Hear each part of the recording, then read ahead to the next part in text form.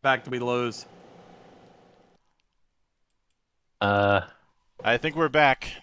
OBS decided to disconnect and reconnect, and Discord decided to futz around and follow suit. But I think we're back at it. Hold on, Monk. I'm reviewing something.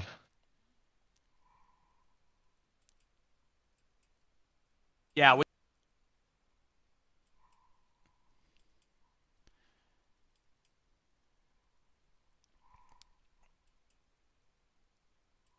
Are you still reviewing? Okay. So, Shades, we cut off right after you said there's no way to explain it without watching it. It's one of my top, and you were about to say top 10. Are you fucking kidding me? We went that far back? All we the lost way there? we lost nearly 3 minutes. Yeah. God shit. I'm gonna blame YouTube for that and leave it at that. But so okay.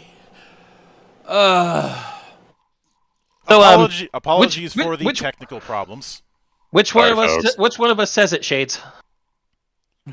Technology! It likes to give us the middle finger. There we go. Mm-hmm.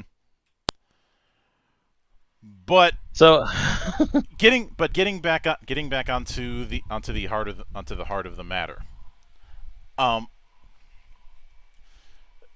I think this is as good a time as this is a minor side thing, but I think this is as good a time as any to talk about something that's tangentially related to Gainax, but from a historian perspective is worth going over, and that is Blue Blazes.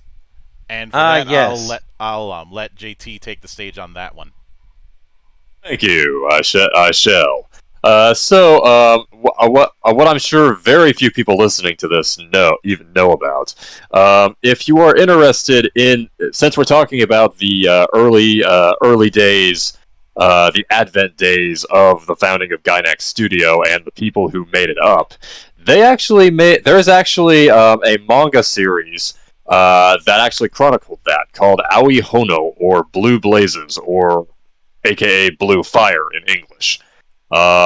It's a manga made by Kazuhiko Shimamoto, and it basically it's a very loosely biographical account of his days as a college student in Osaka University of Arts, where he attended alongside Hideki Anno, Hideki Anno, Hiroyuki Yamaga, and Takamiya Kai, the future creators of Gainax and Studio Bones. Now the manga is entertaining. It's got a nice 80s style, but what's really interesting is that they made it into a Japanese television drama in 2014. In 2014, and boy was it good. It was by the same studio that did Hiro Yoshihiko too. Correct. And the main character is the same is Akira from Akiba Ranger. So I swear to God, I don't know his name. I'm ashamed to admit I don't know his name. But my God, that man is a human cartoon. The things he does with his face. Oh my God. But it's a great. I highly recommend seeking it out. The television series. It's a great comedy drama. It's Kazuhiko Shimamoto. Himself basically being this upstart art student in Osaka University. Very big ego, really full of himself, very high on his own potential. But he keeps running up against more talented people like Hideki Anno and the future cast of Gainax. And what happens is we see the formation, the gathering, the meeting of the minds of the people who would go on to found Gainax, and it even goes into how the production of Daikon 3 mm-hmm. and how that came about. Yeah. So it's 11 episodes. And if you want to sail the high seas, it's done by a group called Overtime. Highly recommend seek that out if you wish, and just check it out. It's a lot of fun. It's great, and I'm just tickled that I can actually even talk about it. I'm on the fence about putting it on the roulette wheel because it is technically 11 episodes, so it does fit the criteria. I mean, if we were going to put anything from that particular group on the roulette wheel, though, Monk, I'd rather do the Hiro Yoshihiko first season. Fair, but I don't plan on expanding the wheel yet because it's got enough names as it is. What, like 70? But what I do find kind of amusing, speaking of the Daikon stuff, is that because of the licensing issues, probably because they were using Twilight from ELO without permission, there was never a DVD release. In fact, it was a big damn deal when Daikon 4 started getting uploaded to YouTube and the like, because the the only distribution was the limited Laserdisc versions, and they get a premium.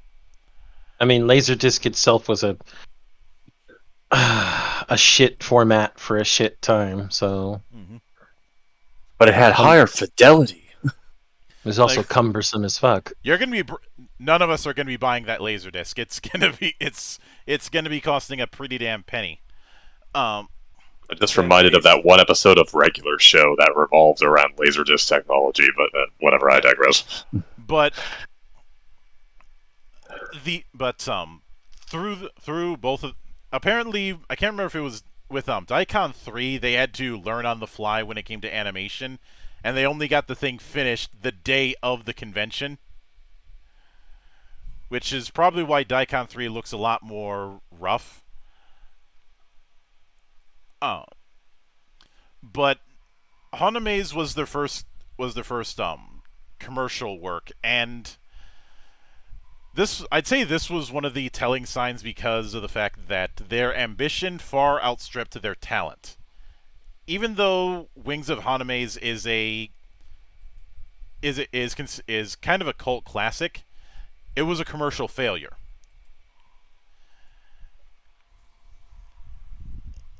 And apparently they had plans to develop a sequel, but because of a lack of funds, they weren't able to. It doesn't exactly help that they had a unorthodox way of keeping themselves afloat. Because I think Toshio Okada, who was one of the founders, had also developed a side company called I think it was called General Products or something like that. That provided a lot of science fiction gimmickry, and it was through the sales of that, especially since that company allowed them to have a relationship with Bandai, that they were able to keep themselves afloat for a little while. And yeah, it was General Products. He opened that up in 82. It was meant to sell science fiction goods in Osaka.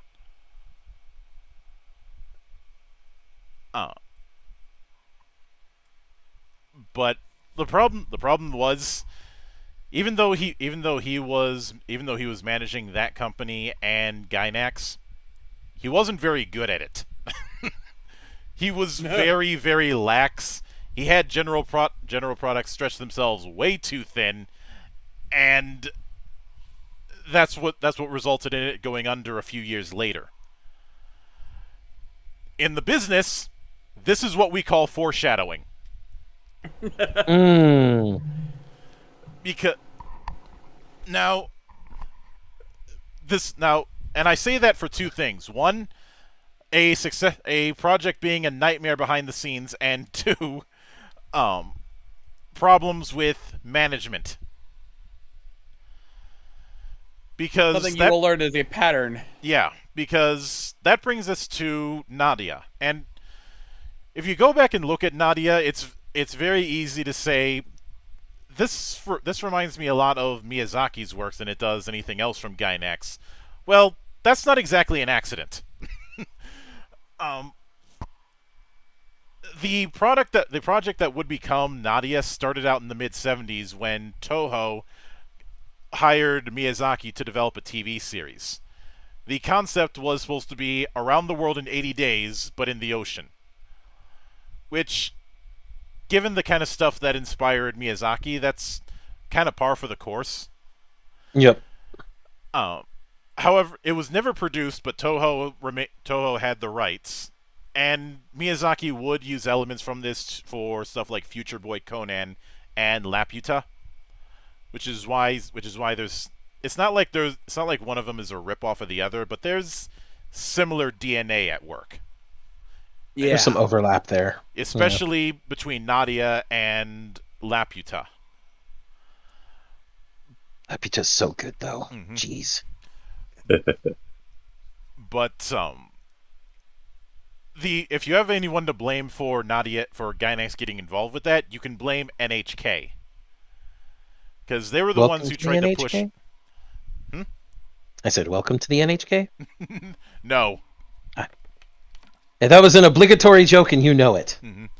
NHK, for those who aren't aware, is also known as Nippon Hoso Kyokai, or the Japan Broadcasting Corporation. And they are basically the Japanese equivalent to the BBC. Including the yearly fee. But Group TAC, who was one of the people who was involved, had requested character designs and settings. But the thing is, Gainax had stepped into this project right around the time that there was a bunch of political bitch fighting within both NHK and Group TAC. And even though it was somewhat a success with Nadia, it was ridiculously expensive, and Gainax ended up losing about 80 million yen on the production alone. Oh, And there it goes. Oh, I guess I'm Your back. mic's cutting out again. Okay. You're back. You're back. God damn it. But like I said, with Nadia, Gainax kind of bit off more than they could chew, because keep in mind, up until this point, they had only done like short film and OVA stuff, and now they're being expected to do a weekly television series. Yeah, especially back in that time, you were better off starting off with like short form or OVAs as opposed to jumping right into a full-fledged CD series. Mm-hmm. And there were Hiroyuki Imaishi had kind of pitched the version that would become Nadia, but it was seen as a behind the back move when he did it, and people got really pissed off to the point where some of the folks in Gainax had said, "Get Inoue out of here, or we're quitting." But of course, after they were finished, NHK came to them and said, "Congratulations! Can you do a movie?" Though, to be fair, they did provide an advance of 50 million yen. That's not a big advance, even then. Yeah, I'm trying to do this whole being nice thing. I'm not very good at it. For those who may not understand, even back at that time, 50 million yen was probably closer to about 450,000 USD. Mm-hmm. That's barely anything for any type of movie, even in the 80s. For production, yeah. Yeah, but Yeah. unfortunately, now originally Anno wasn't interested in directing it because of how stressful the production of Nadia was. More specifically, I think it was the fact that Anno and Miyazaki, he looked up to Miyazaki, but Miyazaki did not did not give him much respect. Oh, let's be honest, as great as Miyazaki's movies are, he's kind of an asshole. Yeah.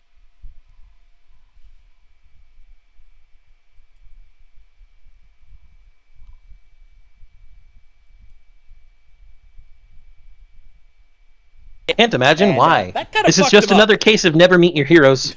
Yeah, pretty much. Yeah. That's exactly what I was going to say. Yeah, but he was eventually talked into it, but it didn't even matter because they weren't able to complete the project anyways.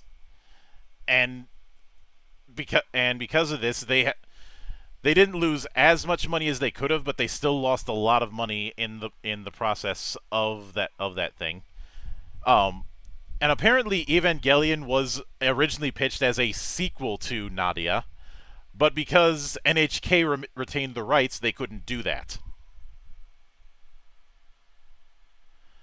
Which is a interesting thing, but this was one of the darker times because they were not exactly swimming in money at this time, and oddly enough, the main thing that was keeping them afloat was everything but animation. Uh-oh. Hello? Monk, we lost you there. Did you still lose me? We Yeah. lost Back you in now. Discord, but not in the stream. It's specifically something to do with how audio is splitting to Discord. Which is strange. But what I was saying is that after Nadia, Gainax was not in the best position, Mm-hmm. and they were on the brink until Anno came along with Gunbuster in '88, which was both the critical and commercial success, as everybody knows. I mean, how can you not like this show? But I think my favorite thing is that we all call it Gunbuster because we're unimaginative when the entire name of the series is Topuo Nerae, or Aim for the Top. That's just such a hype name. Well, if I were to bring up Aim for the Top, I'd have to bring up the name that inspired it, Aim for the Ace. Yes. This year-spanning mecha epic was inspired by a tennis anime. But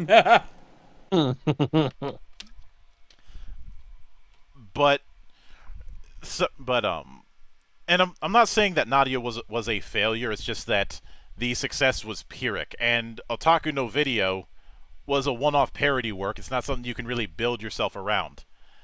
No. And the other thing that was keeping them afloat was a lot of the stuff like garage kits and the video games, some of them which were a bit spicy.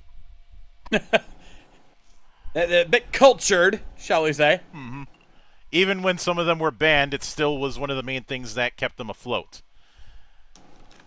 And Well, you then, know what they say. Good. Spicy sells. And then Evangelion happened. Now, we have talked about Evangelion in the past on GeekWatch. Everybody knows about how well Evangelion became a cultural phenomenon. Going over that would be redundant. But that is not what I want to bring up Evangelion for. What I want to bring it up for is that by putting Gainax on the map like that, it exposed some of the managerial problems within Gainax. Exposing them should have been the first step to improvement. Should have. Do you remember when I talked about foreshadowing? Now's the time to fire off Chekhov's gun, because shortly after this, they got fucking audited by the NTA. More like Chekhov's battleship. Commodore Perry, are you here? Because Oi. apparently one of their higher ups had concealed 1.56 billion yen worth of income, and thereby failing to pay about $500 million yen in corporate taxes. So basically, they tried to hide money from the.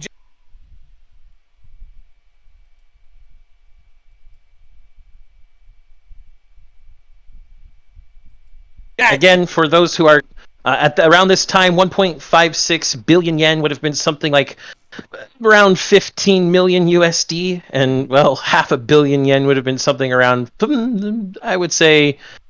Oh no, wait, hold on, not 15.6 million. It would be more like 156 million. Mm-hmm. No, 15.6.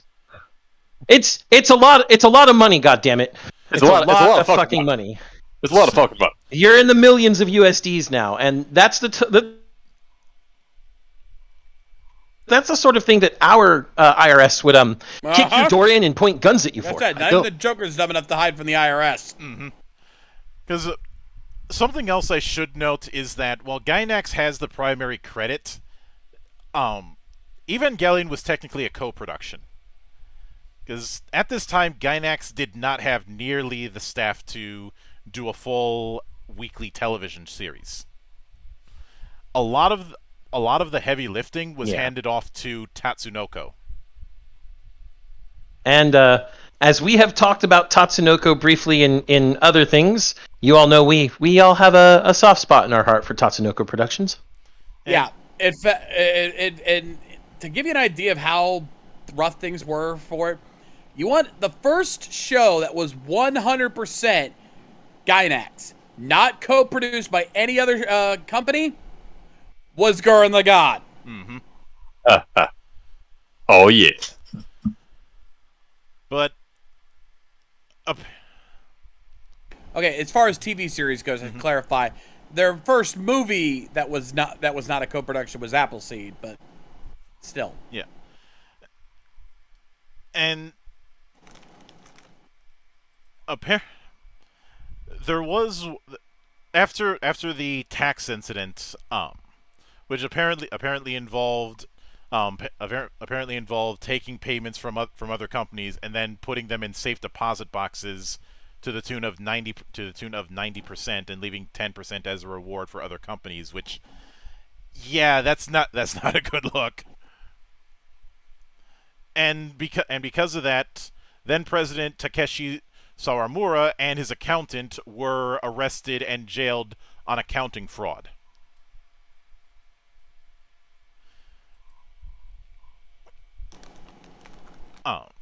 Yasuhiro Takeda had defended it as a reaction to the precarious finances that were going on around the time, because Gainax had a long history of money troubles. This just goes to show you, kids, white-collar crime is still crime, and you will get butt-fucked for it. But in the aftermath of having from the studio behind Evangelion, they could get anything pitched and get people to come in. And this is also where it's a good time to point out that part of the reason that Evangelion was even able to get off the ground is, instead of working with a toy company like Bandai, Anno instead approached King Records.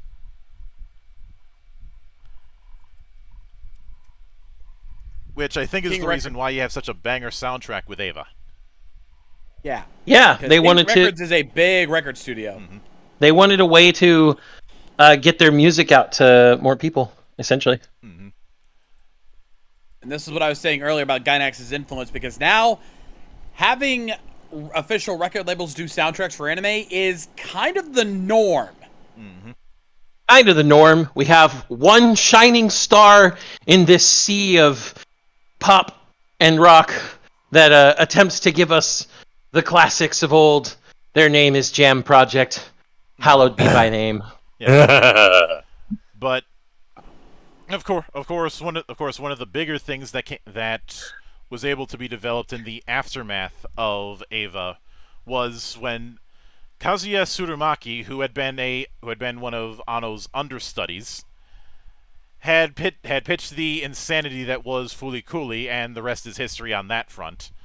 Although it is worth noting that was another co-production with Production IG. Mm-hmm. But everybody knows how much of a cult classic Fooly Cooly came to be in the U.S. as well. So much so that now the Production ID holds the rights to that series. They've now produced 2 sequels and have 2 more on the way. Yeah. And all of them are mediocre, and that makes me sad. Yes, same here. Progressive and alternative were all right in the first half, but they couldn't follow through. So I guess some things don't change. The Gainax endings without Gainax still. Yeah. But at least the soundtrack is good. And I'll give it that. What's really sad is that the new food. Come on. Gainax seems- Boeing. Why not? But At least we get to hear Carrie. At least we get to hear more of Carrie Walker. God bless that woman. I should note that Tsuramaki's technical first work was directing some of the side animations for Gunbuster, like those little side OVA things where they were explaining some parts of the setting. That makes sense. That was his opening thing, and then of course in 2004 he'd be responsible for Die Buster, which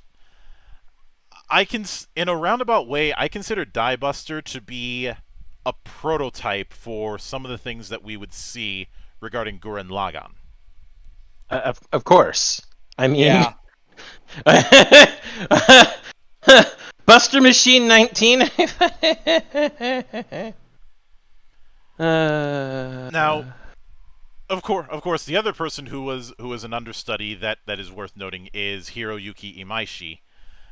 And the thing is, Gainax desperately needed Gurren Lagann because up until that point they were in a bad position, since it was only a few years before that a bunch of their talent left and formed Studio Gonzo.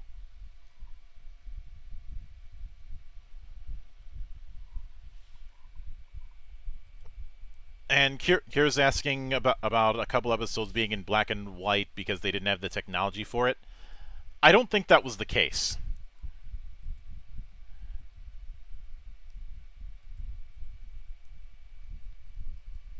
I think it's far more likely that they did that as an artistic choice. Yeah, that would make sense, honestly, because Gunbuster was not like the first thing they ever did, so they would have had, chance to work on other stuff and have the technology for that. Because Gunbuster came after Appleseed and one other OVA. So no, they would have had the technology by that point. Yeah.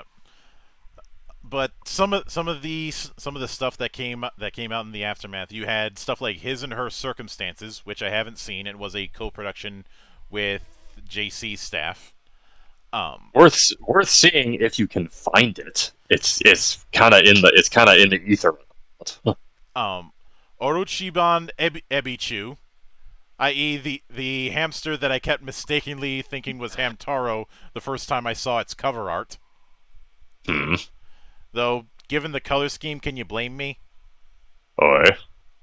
Which was another co-production, this time with Group TAC, who they had previously worked alongside for Nadia.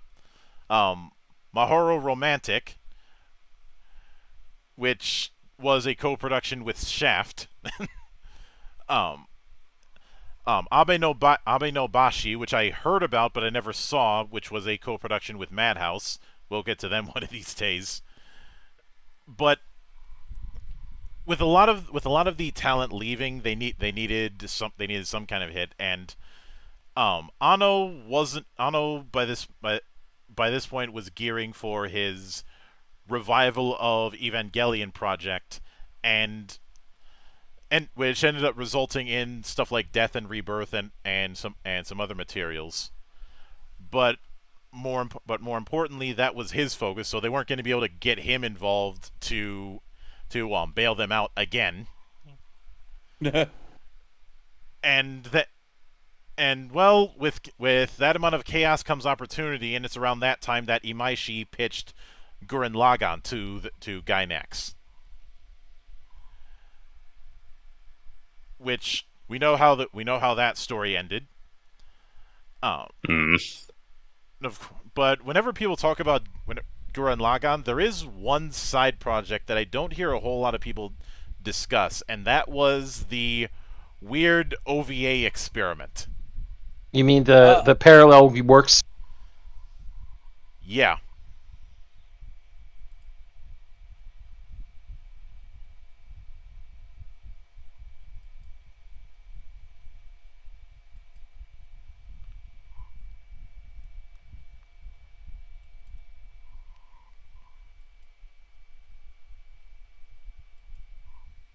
That was interesting. Yeah. Just not telling these weird side stories, or in the case of Yoko, a series of music videos where she became a fucking rock idol. The 15 episodes, we had some of those ridiculous long names, such as Rap is a Man's Soul, We Surpass the Impossible and Kick Reason to the Curb, Open Your Ears Wide and Listen to Team Daiguren's theme.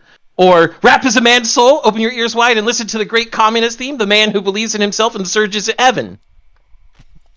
Fight the powers.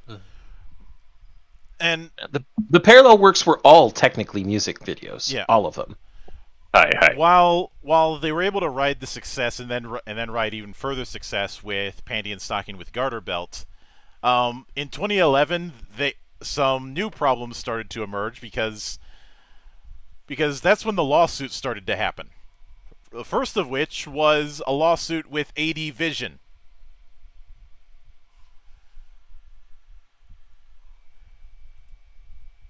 Ah, yes.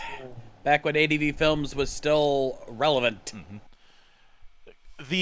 It was apparently because Gainax refusing to accept an option payment for live action rights to Evangelion was a breach of contract. Ow. But that wasn't the bigger lawsuit that happened was about 5 years later in 2016, when by this point Anno had left to go out on his own with Studio Kara, and he sued for unpaid royalties from an agreement that Kara would earn royalties based on works and properties that Anno had worked on, but Gainax would retain the rights, i.e. Gainax would have the rights, he'd get royalties. The suit alleged that Gainax was not paying those royalties that they had agreed upon, and even more so that they hadn't paid after Kara had loaned 100 million yen to them 2 years ago. So it was like, you aren't holding up your end of the deal, give me my fucking money. Yep, and then of course in 2017, well, Gainax lost. Yeah. Because as is very apropos to say in these days, and is even more apropos considering we're talking about payments, Anno had the receipts. Mm-hmm. and a judge in the Tokyo District Court had ordered Gainax to pay the full payment.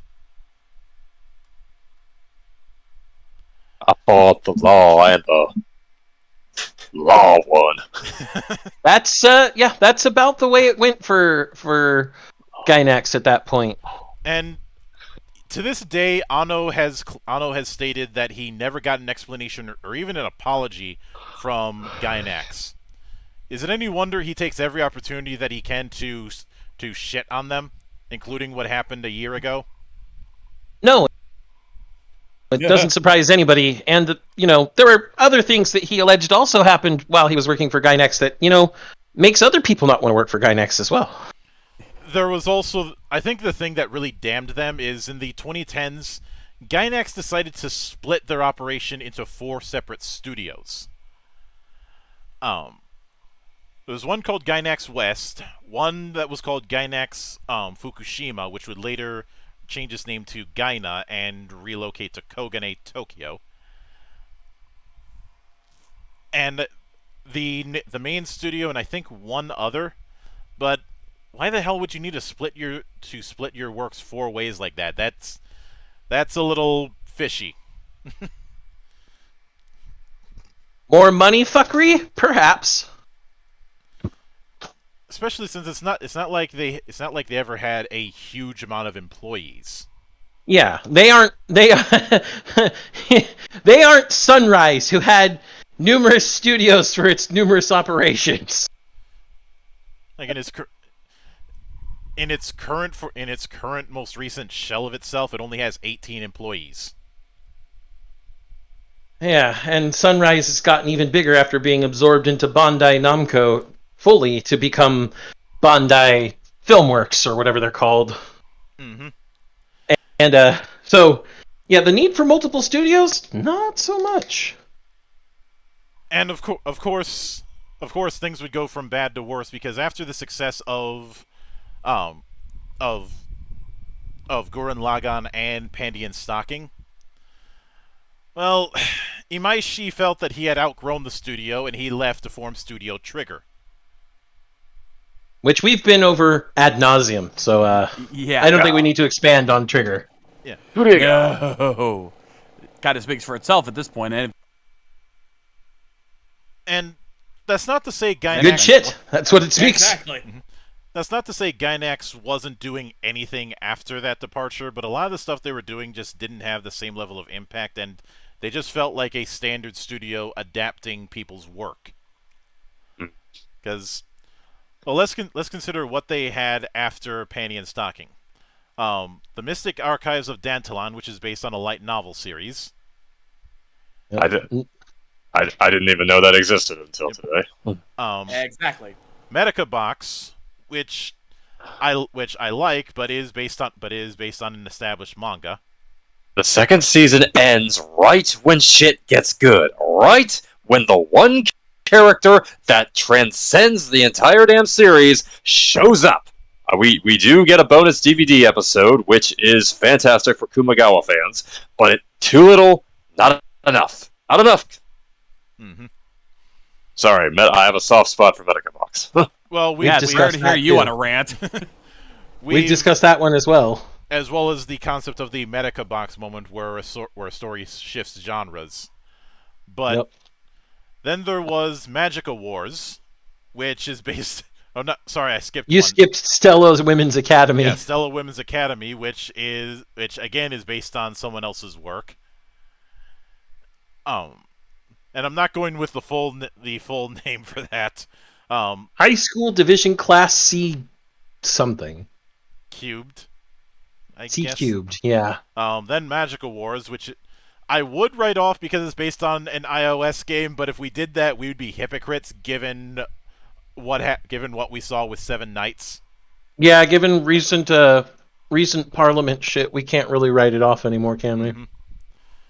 Mm-hmm. And in 2015, there was Wish Upon the Pleiades, which feels like it's trying to ride the wave of Madoka Magica. Looks like their last serialized TV series was Wish Upon the Pleiades, though. Yeah, and that was in collaboration with a car manufacturer. And there have the last work technically that they had done was Masamune Datenko, which was a collab with Gaina, i.e. Gainax, what was once Gainax Fukushima. Wow! Imagine splitting off your subsidiaries and then they just become completely different. Well, Gainax Fukushima was acquired by Konoshita Group Holdings in 2018. I think that's the reason for the name change. Somebody bought them up.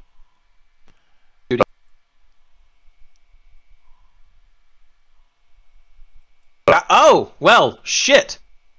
Gaina is doing one of the anime that I recommend for this particular season, the Yakuza's Guide to Babysitting. Mm-hmm. Of course, the other thing is that they weren't in Fukushima anymore. They're in Kogane, Mm-hmm. which is in the west side of Tokyo. Mm. So, can't exactly call yourself Gainax Fukushima if you're not in Fukushima anymore. That would be as ridiculous as a baseball team in Anaheim. They basically split out from. Mm-hmm. They basically split off from Gainax, came under a new group, the Kinoshita Group, and never looked back. Mm-hmm. And of course, the same. I already mentioned that some of the people in the early days had split off and made Gonzo, and while Gonzo has had some ups and downs, including trying to integrate, trying to integrate 3D and 2D, which I'm always iffy about. Holy shit. They've done well for themselves. Gaina has, because they're the ones with the rights to Tapo Nerae. Mm-hmm. Because they announced back in 2018 that they were going to be making the new Gunbuster 3 at some. Yeah, some of the people who are still in Gainax are trying to point. Are trying Just goes to show you, Gainax gonna Gainax. Some of the people who are still in Gainax, including some people who returned, are trying to work on one particular project that they couldn't finish back in the day. Mm-hmm. That being, let's see, what was that being Uru in Blue, which is the sequel to Haname's that I talked about. But the reason they couldn't work on that is that it was way too expensive. But Uru in Blue is also yeah. However, Uru in Blue is under Gaina, not Gainax. Mm-hmm.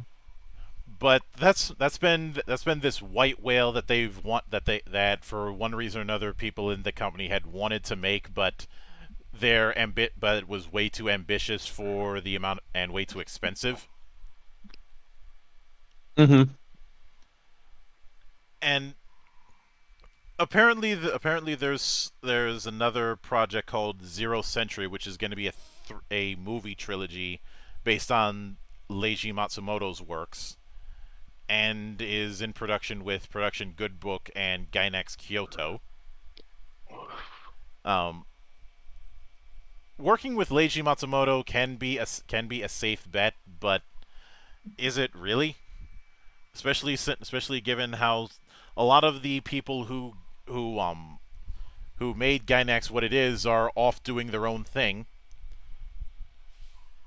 For anyone who isn't familiar with Leiji Matsumoto, first of all, why the fuck not? And get on the train. Get on the train. Second of all, Space Battleship Yamato, Space Pirate Captain Harlock, Galaxy Express 999. I should only have to say these three fucking things. Mm-hmm. If you don't recognize any of those names, turn in your anime card right fucking now. No, go watch them. Don't turn in your card. Go fucking watch them. Don't make me come there Clockwork Orange style, pry your eyes open and make you watch them.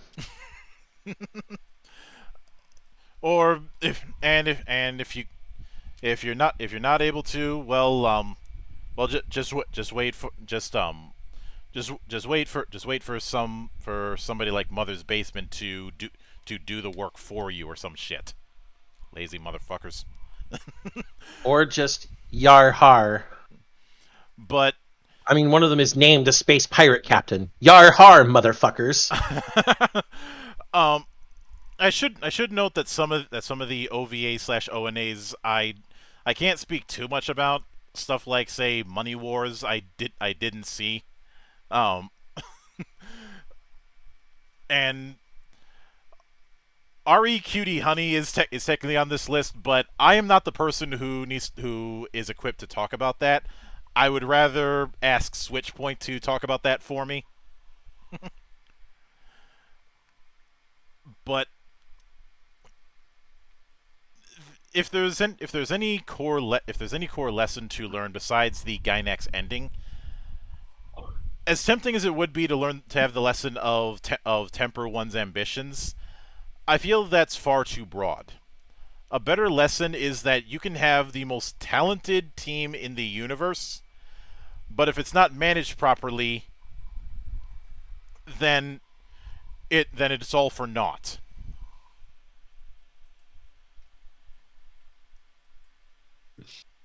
The Yamato, you mean Yamato, hold on.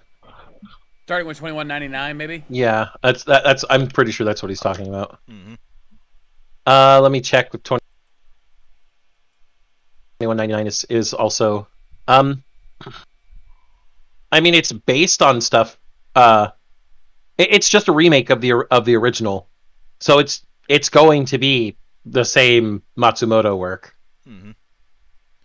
And it is amusing that they have the Appleseed OVA under their belt, but given the amount of OVAs that they have under their belts, a lot of people would think, why'd they work so much on OVAs? In the 80s and the 90s, there was this massive bubble when it came to developing OVAs and direct-to-video anime. And if you want to blame anybody for that, blame a little project called Megazone 23. But why would we blame Megazone 23 for anything bad? I bring that up because Megazone 23 was a gamble that ended up paying off, that ended up proving the viability of releasing anime directly to home video. Mm-hmm. And truth be told, when it comes to the Appleseed OVAs, I have to grade on a curve because that came out in '88. But I honestly think the CG Appleseed work that we've been getting in the last 20 years is better.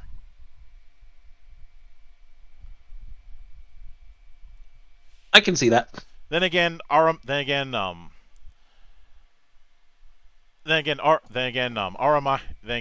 that kind of CG has been the bread and butter of Shinji Aramaki for years. So However, when you say you had to grade on a curve there, Monk, I mean,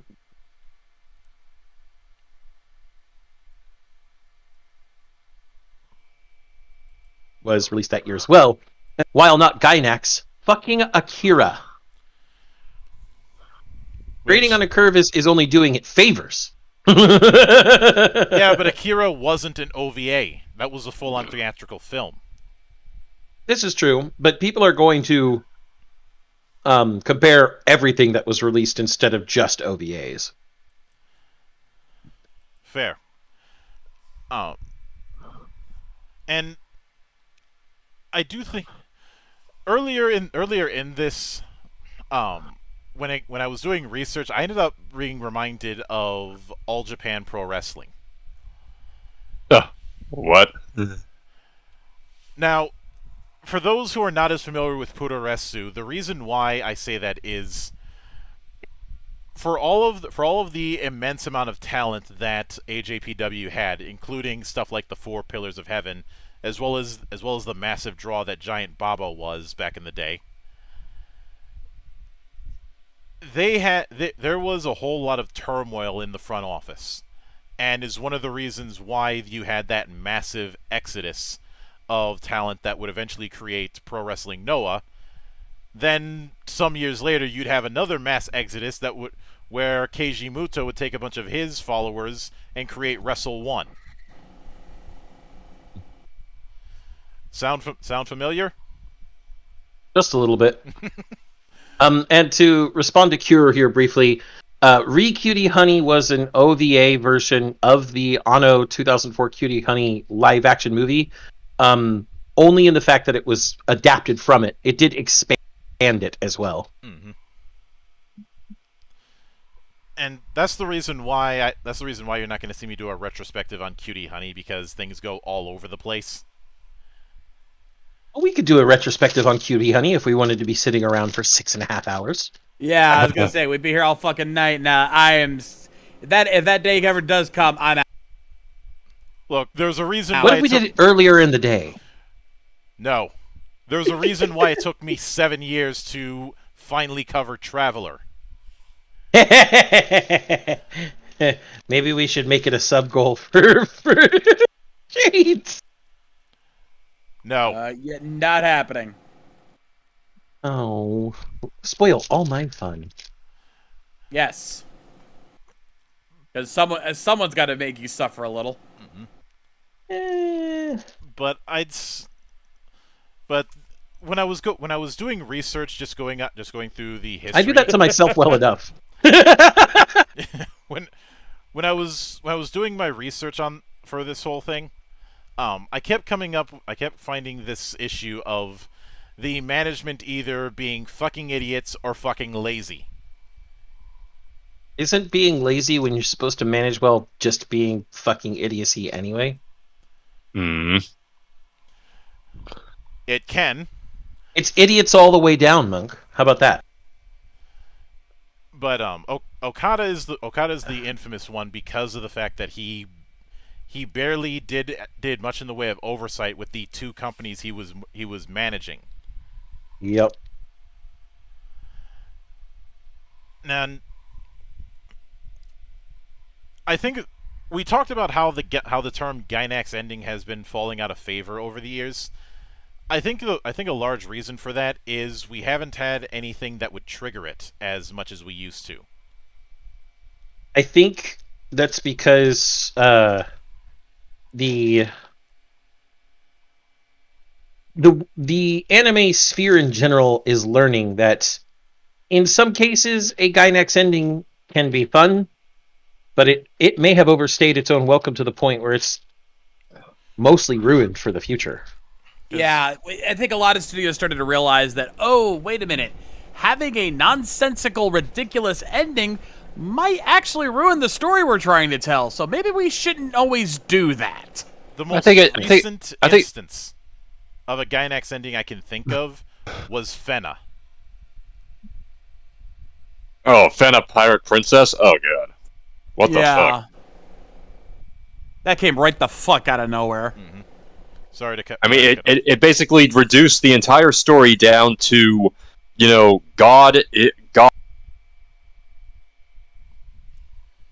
God-induced fatalism, robbing the protagonist of any agency she had up to that point, and rendering any progress or growth she had completely meaningless. I mean, what a way to just self-destruct an entire what you had tried to build up to that. At that point, it is the type of ending you can call a Gainax ending. Mm-hmm. Which is unfortunate. That's actually fairly recent. But let's also keep in mind the fact that that's really the only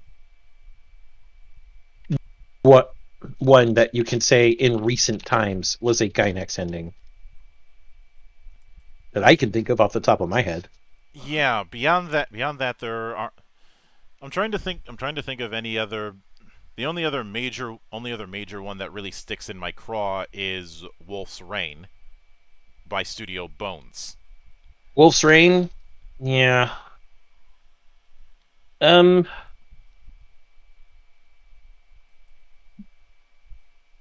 really count. A lot of the anime that tend to have Gainax endings in modern time, you can't really count because they're already nonsensical and made for comedy. I think the last hurrah of that concept of the Gainax ending was in the late 2000s. Yeah. Because the only other major one I can think of that is guilty of it is Gilgamesh. And that was a late 2000s work. And here says Magikano. I didn't see.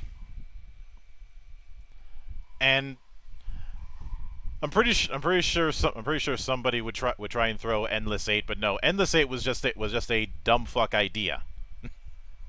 Yeah. Wasn't even the ending. So no, there you go. But it was the ending of Haruhi being a cultural phenomenon because of the damage that was done. Yeah. Well, it wasn't the ending. They had the movie after that, which was very good. Which was very, very good. But the movie, but you get the idea. Mm-hmm. The movie was good, but by then the damage was done. Yeah, the Endless 8 had disenfranchised many of the fans, myself included. Mm-hmm. Which is funny because isn't Haruhi also getting new stuff soon? Nothing super big, but there was stuff in the works. Mm-hmm. But of course, when it comes to all of the problems that Gainax had, man, Why does it feel like we're regressing in time in the anime sphere? Mhm. I don't think of it as a regression. I think everything is a circle. A Well, flat we're circle. having, I mean, a lot of reboots this year and in the future. A lot of I look Back at a to lot the of past. those. I look at a lot of those as the consequence of a lot of anniversaries coming along. True. Not Gotta saying get back to the past, Samurai Jack. We've been there. We've been there and done that. Got the T-shirt, but lost it in the time hole. Well, unfortunately, the T-shirt was medium-sized. Like I said, we lost it in the time hole, Monk. But of course, the big elephant in the room when it comes to things that really ended up tanking whatever reputation Gainax had left was the harassment issue that happened a couple years ago. I don't want to think about it, but I have to now. Thank you, Monk. Yeah, in 2019, Tomohiro Maki was arrested on allegations of what was referred to as quasi-forcible indecency on an aspiring voice actress, and then a whole lot of dirty laundry about casting couches came out in the aftermath. In fact, we covered it back in the old format. Yes, oh you God, I think I remember that. did. Mm-hmm. Apparently, the part of the reason for that dirty laundry is he was Darker times, friends. Darker times. He was involved. Luckily, motherfucker got the books thrown at them. Yeah, he was also involved as head of Gainax International. Jeez, what? How many companies does this studio need? Enough to hide all their dirty money. That was training voice actors and other talents at the time of the incidents that were alleged.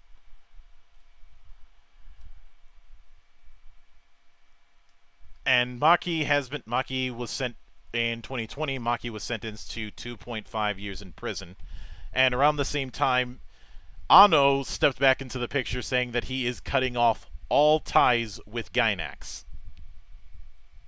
Of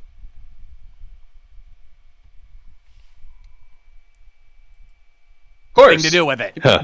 As a co-founder, he looks at it and he goes, "That's not my Gainax anymore. You have taken the remains of what I tried to help build, and you corpse fucked it." And if I'm being honest, I sometimes wonder if Hideaki Anno has to visit the chiropractor for holding up Gainax for 20 years. Boy. Right? Why do you think he felt so relieved after the end of the Ava rebuild movies? Yeah. Putting aside the fact that apparently the reason why there was such a large gap between some of the movies was he was dealing with his depression again, which is a problem that he's had for most of his life. Yeah, Anno is a tortured soul. Mm-hmm. Yeah, and going back to the whole Miyazaki thing, that fucked the comments that Miyazaki apparently made to him. Fucked on top of. Fucked him up. Mm-hmm. Here, to answer your question, yes, Ava Thrice Upon a Time is a fantastic movie. And I suggest that you watch the entire rebuild over before watching Thrice Upon a Time, so you get the whole narrative connected. Because you can see, knowing what you do about TV, and then what you'll re-experience through the rest of the rebuild movies up to Thrice Upon a Time, exactly the type of transformation Anno as a person went through while redoing all of this. Mm-hmm. Absolutely. We may discuss the rebuild movies at a later date. It would be a good. That would be a nice. But I think that would be fun. I think the reason why Miyazaki's comments fucked him up is consider this. Cast your mind back to 1984. But my name's not George Orwell. You get a pass. But Miyazaki's studio was running short on animators, and they put up an ad looking for more animators in Animage magazine, which was a big animation magazine at the time. Ano, who at the time was in his early 20s, read the ad, headed down to the studio, met with Miyazaki, showed him some of his drawings. Miyazaki was impressed, hired him to draw some of the more complicated scenes like the God Warrior scene near the end of the movie, and apparently Miyazaki at the time valued his work. So it's easy to say that this was a case of his comments getting shot down from his hero, but this is somebody who he had worked directly with, who decided to just throw him under the bus like that. Yeah. I mean, Miyazaki has thrown his own son under the bus. Are we surprised? Oh yeah, are you referring to the Earthsea project Yeah. where the only reason that was able to get made was because the rest of the studio outvoted him? Yeah. And then when it flopped because his son wasn't so good at it, Miyazaki immediately threw his son under the bus.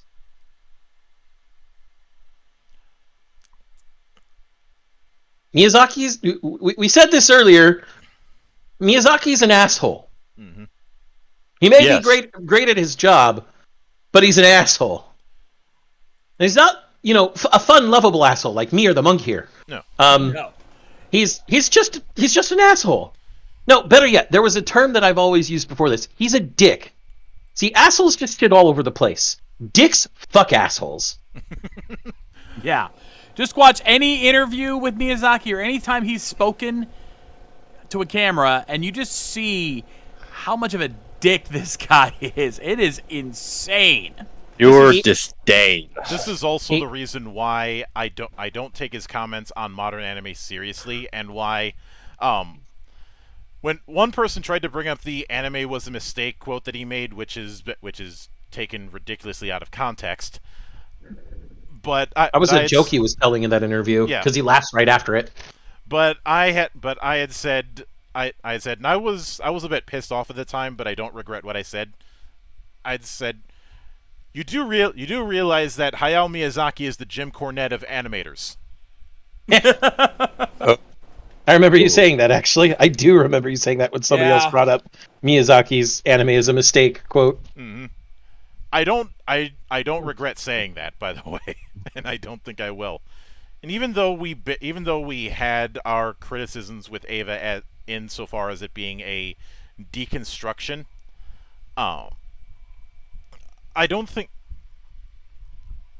want to dismiss the cultural impact that Eva had, especially since I would say Evangelion's biggest cultural impact is kind of helping to speed along the concept of otaku culture as we know it. Which is accelerating at a frightening pace at this moment in time.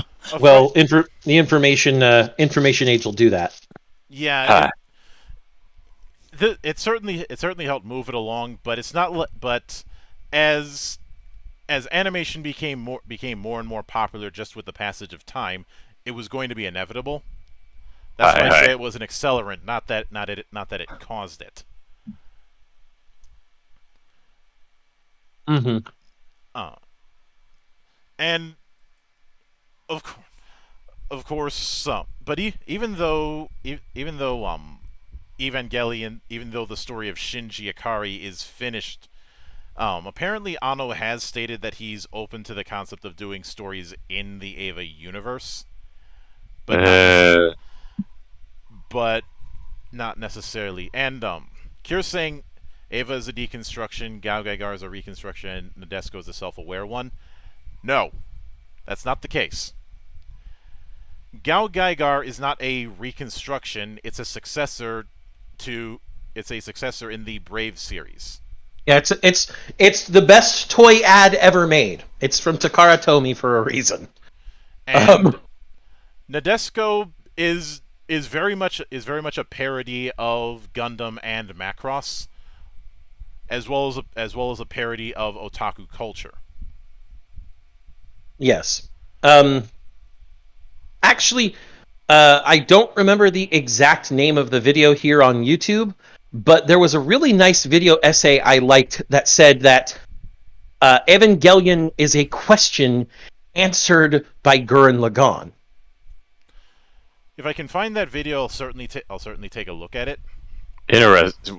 So that video. So what's that bit? I'm sorry, I wasn't paying attention. Could you repeat that? That sounded really interesting.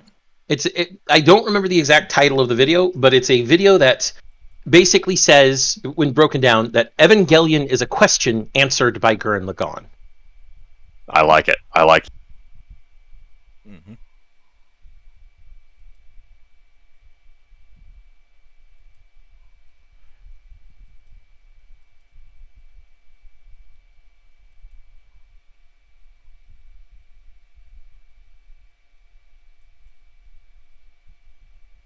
Yeah, That's your answer. I am actually going to throw that in count now.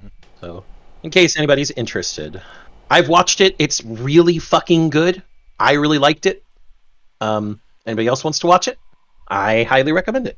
See, those are the kind of of videos discussing anime that I vastly prefer. Look, I have a love-hate history when it comes to a lot of anitubers, more specifically the ones who really want to be tastemakers. Especially because, look, at the end of the day, we are, as despite what some people want to claim, we are fans of cartoons. I know that there was the overcompensation about cartoons being kid stuff in the 2000s, but that isn't a thing anymore. So I think a lot of people need to stop acting like it is.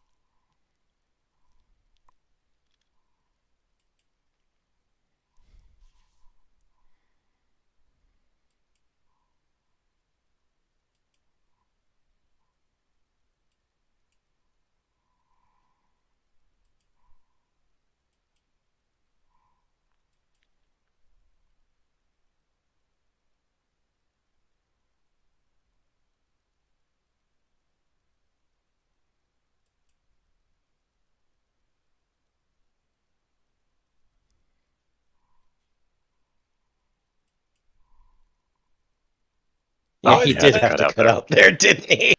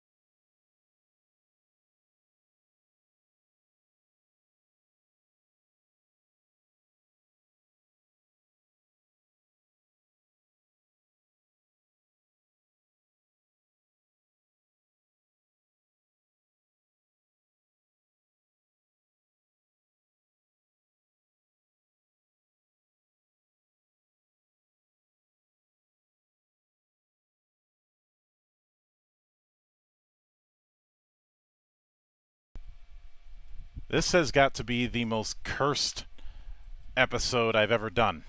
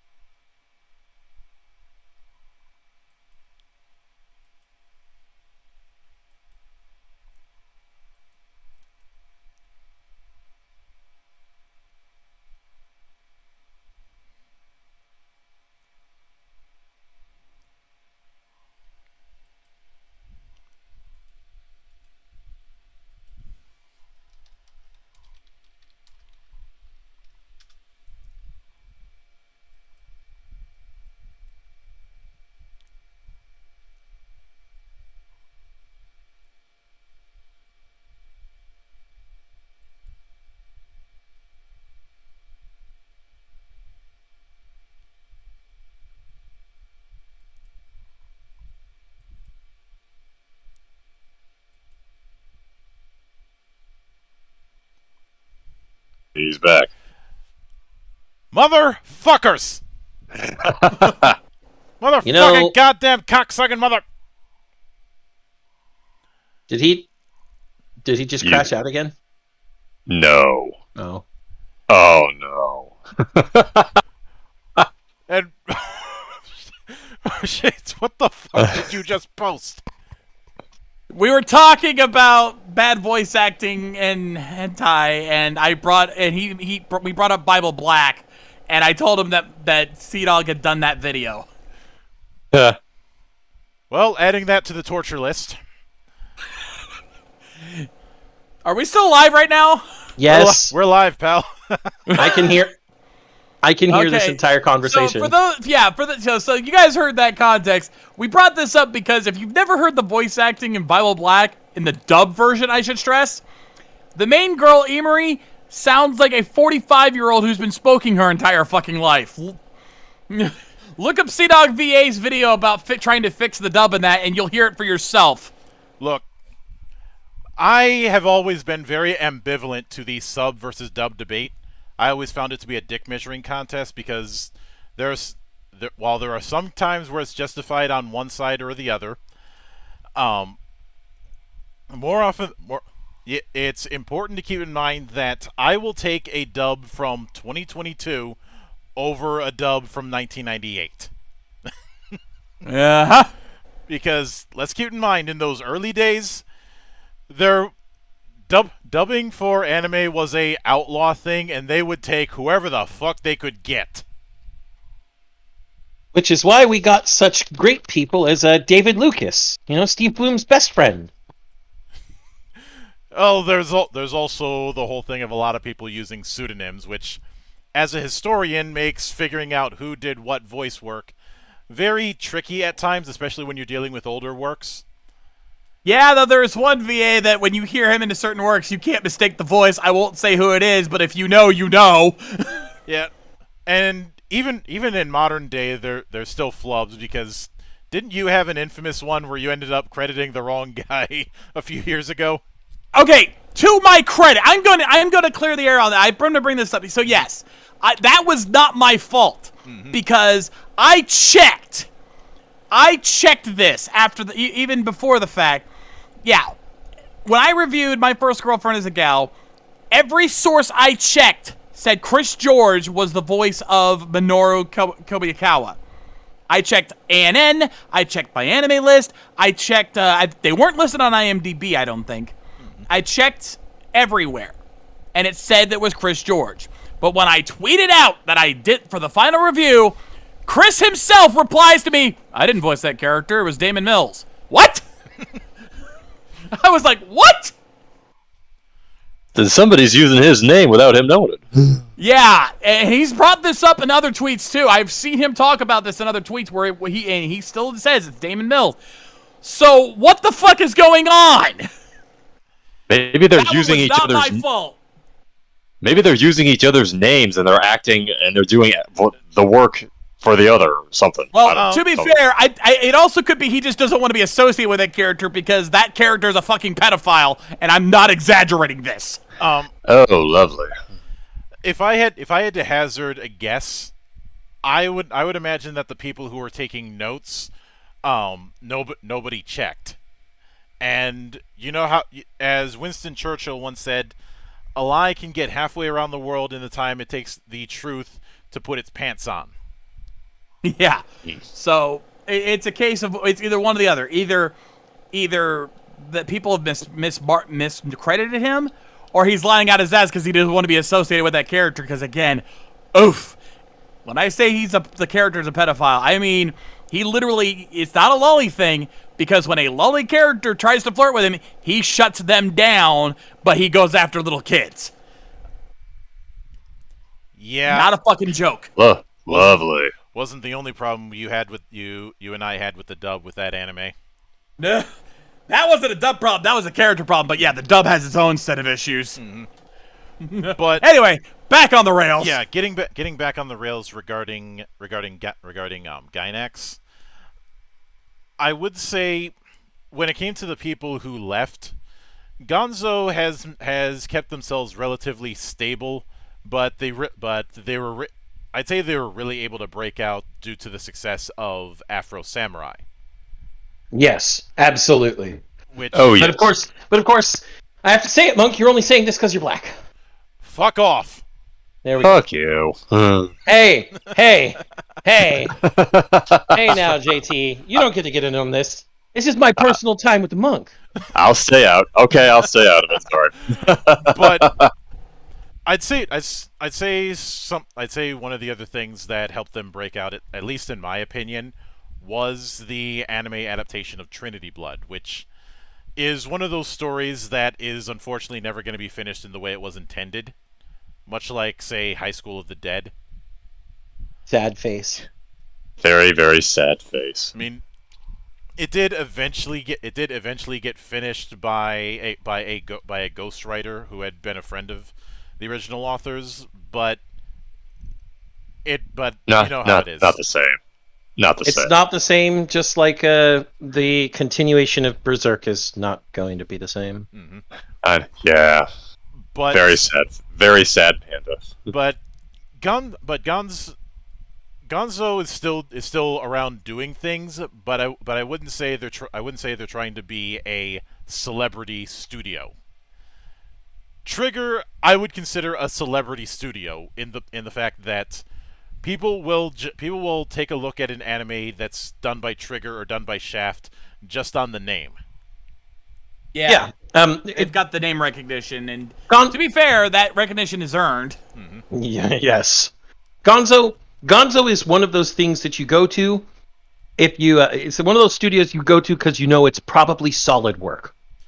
I would put them in the same category as Production IG. They don't set the world on fire, but they're not going to sink the boat. Yeah, they're not your KyoAni. They're not your Trigger. They're not your Shaft. They're not your Madhouse. Mm-hmm. Gankutsuo, motherfuckers. And as I mentioned before, Trigger has kind of taken the reins of being the big rockstar studio. With of course the breakout being Kill la Kill. But I think what's something that Kill la Kill isn't credited for, or at least not credited enough for, is how they made the most with the least. Because they had a shoestring ass budget, and they instead of using that as a limitation like what Gainax would have done, they leaned into that issue with a lot of old school cheating. They didn't just lean into using those old school cheats. They fully self-aware pointed out those old school cheats and used them for jokes and sight gags, which was brilliant. And fantastic. They owned that. I should shit. Explain what I mean. I should explain Game what of I mean Thrones when I talk about old school cheats. Mm-hmm. These are things like reusing cells, reusing animation types, using less animation frames in order to allocate to where the animation is really going to be needed. This is why you have the term Sakuga. Yeah. Well, let's not forget that one of the earliest Sakuga things from Kill la Kill is the first fight between Ryuko and Satsuki, and they literally animated their clash doing what a real large explosion does, which is a small explosion outward, followed by a vacuum, followed by a much larger pressure wave explosion. Mm-hmm. They actually animated that, and you see it. There's where their budget went. Yeah, and but of course, then Trigger would end up breaking out again with Quad S Gridman. I'm not going to use the full name. And which is full of shortcuts and limitations, but it's actually one of the funniest. But it actually turned out to be one of the funniest episodes you will ever see. Like bar none. Mm-hmm. I mean, it is just a trip. It's hilarious. Yeah. But Game of Thrones, if you make your greatest weakness your greatest strength, that no one can ever use it against you. As an aside, because of the success of Gridman, I can use that to keep picking on Giga, which I intend on keeping doing until someone forces me. Monk, none of us can hear you. Oh, there it is. Oh god damn it! Now we can hear you, Monk. Yeah, we can hear you now. What I was saying is the other thing that broke out when it came to Studio Trigger was, of course, Quad S Gridman. And the Quad S universe now. Mm-hmm. And that's another thing that I can throw in Giguk's face whenever people try and bring up his "Mecha is dead in the West" quote. Yeah. Yeah. And that one's especially good because of what technique they pulled with that. They literally made it so that if you were to turn that into a live action series, you would have to do very little. You would have to take away very little to make it work. Like, you could make that live action and it would work. And on a normal circumstance, I would be against the concept, because hell, when it came to the Garo anime, I was always iffy about the concept there. But the Garo anime is fantastic, and so. And I know some people might bring up Futo PI. That is a very, very special case. Especially since it's an adaptation of a manga. Yeah. It's just, normally I would think that doing a live action adaptation of something like Gridman would be completely out of the question. But given the stuff that not Tatsunoko Productions, Tsuburaya, sound way too damn similar, have been doing lately, I'm not going to say it's impossible that they do it, but I'm not taking it off the table. Discord is being a big bitch. Yeah, it is. Jeez Louise. Even more so than usual. It feels. Did I inherit the Will Wheaton curse? I certainly fucking hope not. But and when it comes to Studio Kara, if I'm being honest, I have no idea where Anno's going next. I know that the current focus for him is his Shin trilogy, but has Shin? Which the first two Shins have been very fucking good. I have not seen Shin Ultraman yet, so I can't comment on that. I'm not even sure if it's gotten a home release yet. But just the fact that he was able to make movies based on 3 different companies' biggest franchises, you know, Toho with Godzilla, Tsuburaya with Ultraman, and coming soon, Toei with Kamen Rider, that's impressive. And because of that, he'll probably be able to greenlight any project he wants. The thing is, Anno as a name, ever since, Gunbuster, has been able to be seen as, the golden goose. He lays the money, and it's not name recognition for him. The man fucking puts nose to grindstone and works his ass off when he isn't so depressed he's non-functional. But when he is functional, he's skidding himself for these projects essentially. Mm-hmm. And every time he's not functional, he feels even worse than usual because he's like, I'm failing the rest of the people at the studio. I'm failing the studio overall. How am I going to help these people have jobs and paychecks? Holy shit, what am I going to do? Those were some of his most common worries when he couldn't work because he was non-functional. Mm-hmm. Which, that's a negative feedback loop that sucks balls. I know I joked it's integrity taken to an extreme. Yeah. I know I joked about him having back problems from carrying Gainax for so long, but I do sometimes wonder if he has a bit of an Atlas complex. I think he probably has a little bit of an issue where he feels like he has to carry everything because he has the strength to do it. So why not? Again, I don't think it's a conceited thing. No, I don't think so either. I think, and then also again going back to that Miyazaki thing where he got put down by Miyazaki, I think a lot of that has affected his mentality. In fact, there's documentaries showing that's exactly what it is. Is that he's felt like he has to try to live up to that standard. And in many ways he has. Like, when you talk about the legends in anime, Tezuka, Tamino, Miyazaki, you put Anno in that list. Urobuchi. People will put that. They will put Anno in that. Yeah, Urobuchi. They will put Hideaki Anno in that conversation of the legends of anime. So he's lived up to it, but he, in his own mind, he still hasn't. I think in his own mind, it's not whether he has or hasn't that matters to him. What matters to him is he is recognized as someone who does well. He knows he does well. And because he does, he feels like he has to continue doing well not to meet someone else's expectations, but because he has that skill. He feels burdened by his own skill and nothing else. Yeah. Have you ever heard the expression, an artist is their own worst critic? Yes, yeah. Absolutely. Oh, yeah. Oh, absolutely. That's a Guilty. Yeah. I will also give him props for the push for preservation when it came to some of the old props that have been used in the early days of Tokusatsu. It's the reason why he started that Tokusatsu Museum initiative. But Studio Kara is, yes, because Anno was there to essentially be their icebreaker ship through the Arctic, was able to be very successful. And while they don't have the type of throughput larger studios do, everything that they put out seems to be a gem. Mm-hmm.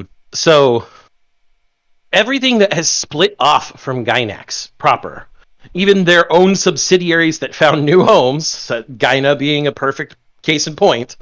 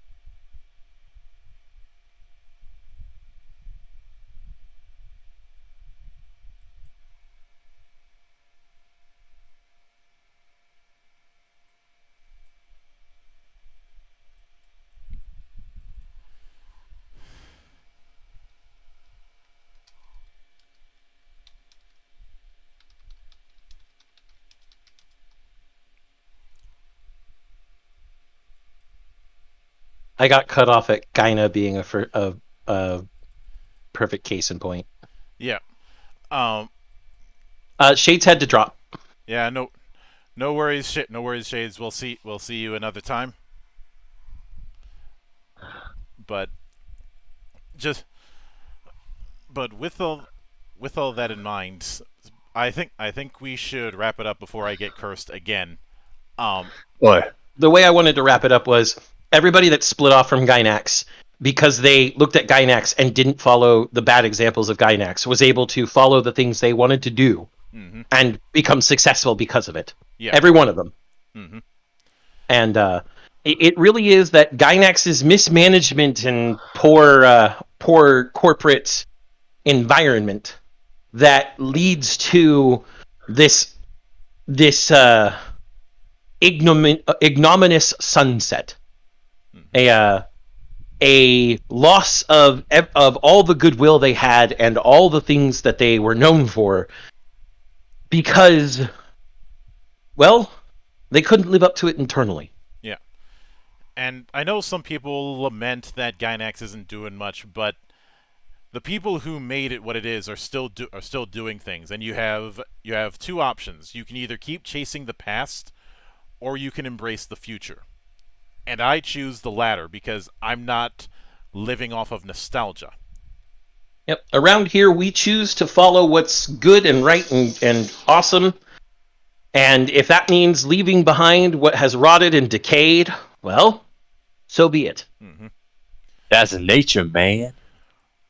Now, that being said,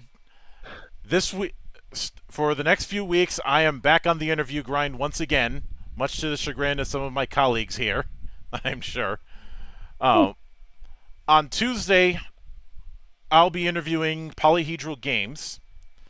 On Wednesday, Vic King is going to come back, and I am definitely going to be picking on him for being a Patriots fan.